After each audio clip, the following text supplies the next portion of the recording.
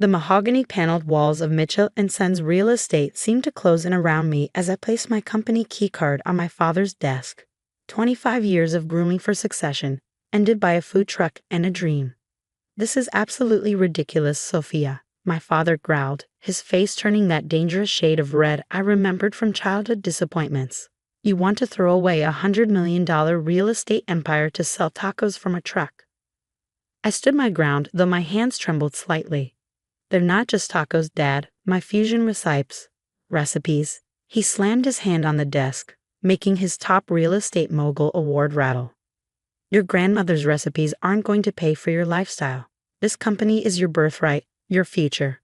Behind him, floor-to-ceiling windows offered a view of downtown Boston, dotted with buildings that bore the Mitchell & Sons logo. 3 generations of my family had built this empire. I was supposed to be the 4th. "I've already signed a lease for my first truck," I said quietly, "and I'm keeping my personal savings, but I don't want any company shares or family money. I need to do this on my own." My father's voice turned cold. "If you walk out that door, don't expect any help when this crazy food scheme fails. No trust fund, no safety net." "I know." I turned to leave, then paused. "Just remember, Dad, Grandma started this company selling one house at a time when everyone said a woman couldn't succeed in real estate. Sometimes the crazy schemes are the ones that work." My mother was waiting in the lobby, tears in her eyes. "Darling, please reconsider. Your brother Thomas would love to have you run the residential division while he handles commercial." Of course he would. Thomas, with his Harvard MBA and perfect corporate image, wanted nothing more than to relegate me to the smaller, feminine side of the business. "I'm sure it'll do great with both divisions," I said, hugging her goodbye. "But I need to follow my own path." As I walked out of Mitchell & Sons for the last time, I thought about the journey that had led to this moment. Growing up, I'd split my time between luxury real estate open houses and my grandmother's kitchen. While my father taught me about property values and market trends, Grandma Elena taught me about the power of food to bring people together. She'd emigrated from Mexico with nothing but her recipes and determination, married my grandfather, and helped him turn one small real estate office into an empire. But in private moments, she'd tell me how much she missed the joy of cooking for others. "Money builds houses, my amor," she'd say as we made her secret mole sauce. "But food builds homes."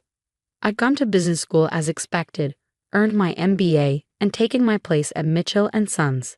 But every evening, I'd experiment in my kitchen, combining Grandma Elena's traditional recipes with influences from my travels and culinary classes. My food blog gained a following. Pop-up dinner events sold out instantly. Then came the night that changed everything. I was hosting a private dinner for some of Boston's top food critics under my online pseudonym, The Fusion Foodie, when Thomas burst in. "Sophia, you're going to be late for the board meeting. What are you doing playing restaurant?" The critics looked up in surprise. One of them, Janet Chen from Boston Food Monthly, set down her fork. "You're Sophia Mitchell?" "From Mitchell & Sons Real Estate." I nodded, heart sinking. My cover was blown. But instead of mockery, Janet's eyes lit up. "This coconut mousse sauce with lemongrass short ribs is revolutionary. Why aren't you doing this professionally?" That question haunted me for weeks. Why wasn't I? Because of family expectations? Fear of failure? Or just inertia? The answer came in the form of a for lease sign on an old food truck.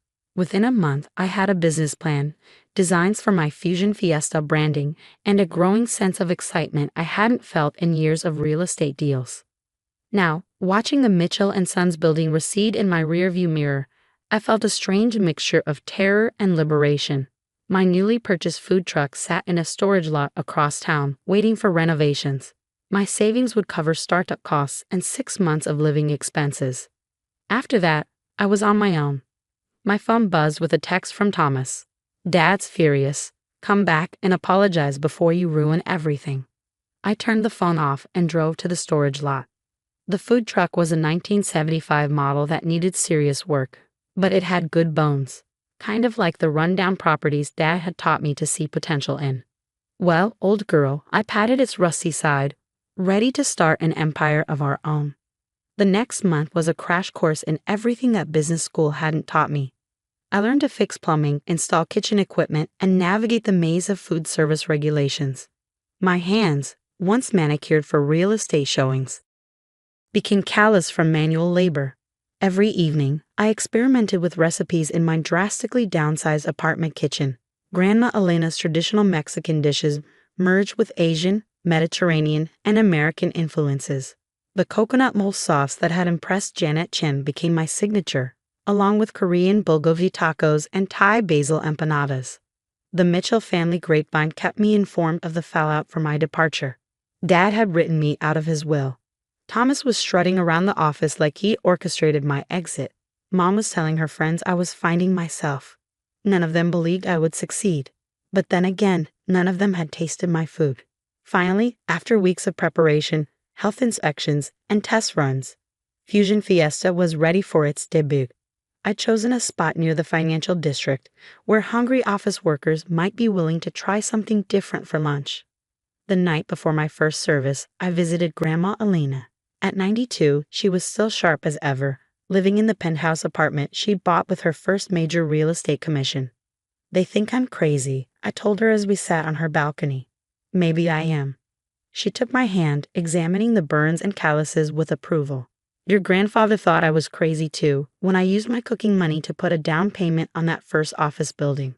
Sometimes crazy is just another word for brave." She pressed a small notebook into my hands, her personal recipe book, the one even my father hadn't been allowed to touch. "Now these belong to someone who will use them with love." Dawn found me parked in my designated spot, prepping ingredients with shaking hands. Would anyone even show up? Had I just committed career suicide? At 11:30, I opened the window and waited. The lunch crowd began trickling past, most ignoring the new food truck. Then a familiar face appeared. Janet Chen, the food critic. I heard through the grapevine that the Fusion foodie was going mobile. She smiled. "One of everything, please." As she ate, a small crowd gathered, watching her reaction. Her eyes closed in pleasure at the first bite of my coconut mole short rib taco. "Absolutely magnificent," she declared loudly. "Worth leaving real estate for."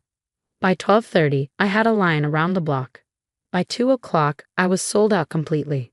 That evening, exhausted but exhilarated, I checked my phone for the first time all day. 20 missed calls from family members, all probably reading Janet Chen's live-tweeted review of my food truck debut. But I wasn't interested in their opinions anymore. I was too busy planning tomorrow's menu, calculating ingredient orders, and dreaming about a second truck. Sometimes leaving everything behind is just the first step toward building something better. I might not be selling million-dollar properties anymore. But as I counted my first day's earnings, I realized something. I'd never felt more like a true Mitchell entrepreneur. Janet Chen's review turned out to be just the beginning. Within a week, every major food blog in Boston had featured Fusion Fiesta. The lines got longer, the wait times increased, and soon I had regulars who would spend their entire lunch break just to get my coconut mole tacos. But success brought its own challenges. My brother Thomas started sending employees to spy on my operation, taking photos and noting down prices. Then suddenly, 3 new Fusion food trucks appeared in nearby spots, all owned by shell companies I traced back to Mitchell & Sons. "Really, Thomas?" I confronted him over the phone. "Food trucks? What happened to them being beneath the Mitchell name?" "Just protecting our market share," he replied smoothly. "Nothing personal, sis. Business is business." But their trucks failed within months. It turned out that authentic Fusion cuisine required more than just copying recipes and branding. It needed heart, passion, and the years I'd spent perfecting each dish. A year into my new venture, I had 3 trucks of my own, each with carefully trained staff and strict quality control. My original truck, which I still operated personally, had become a sort of test kitchen where I developed new recipes. That's when the real estate market started to shift. Commercial properties that Mitchell & Sons had heavily invested in began losing tenants as companies moved toward remote work. The residential division, which Thomas had always treated as secondary, was plagued by high interest rates and nervous buyers. I heard about their troubles through Grandma Elena, who still held a significant ownership stake in the company. "Your father won't admit it," she told me over Sunday dinner, "but they're over-leveraged. Thomas took too many risks, borrowed too much." I nodded, thinking about the business lessons I've learned from running my food trucks.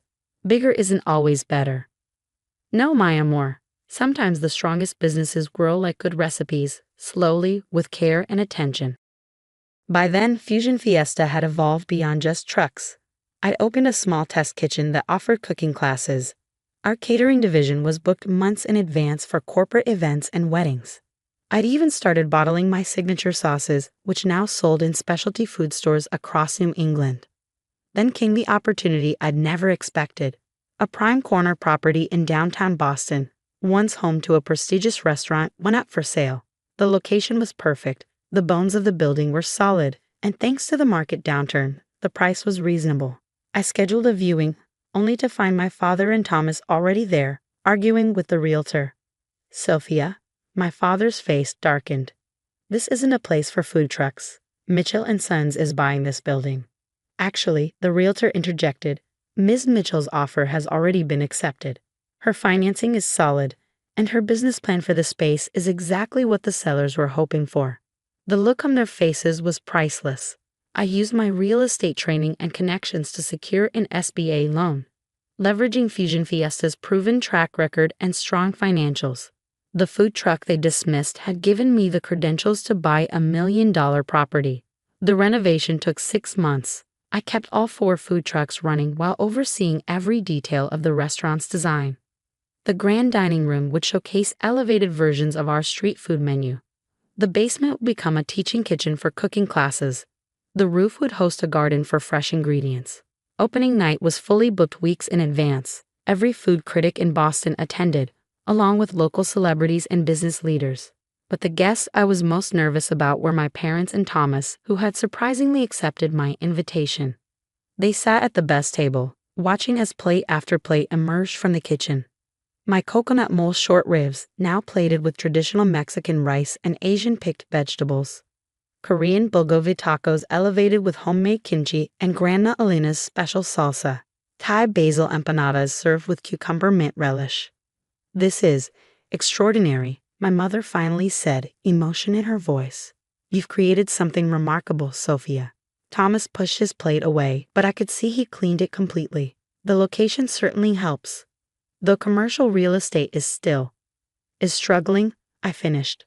I know, I've been watching the market. My father set down his fork, studying me with new eyes. You have, haven't you? Just like we taught you. That's when I laid my proposal on the table. A detailed analysis of Mitchell and Sons' portfolio, along with a plan to diversify into hospitality properties, using my connections in the restaurant industry to identify promising opportunities and tenants. You want to buy into the company? Thomas asked incredulously.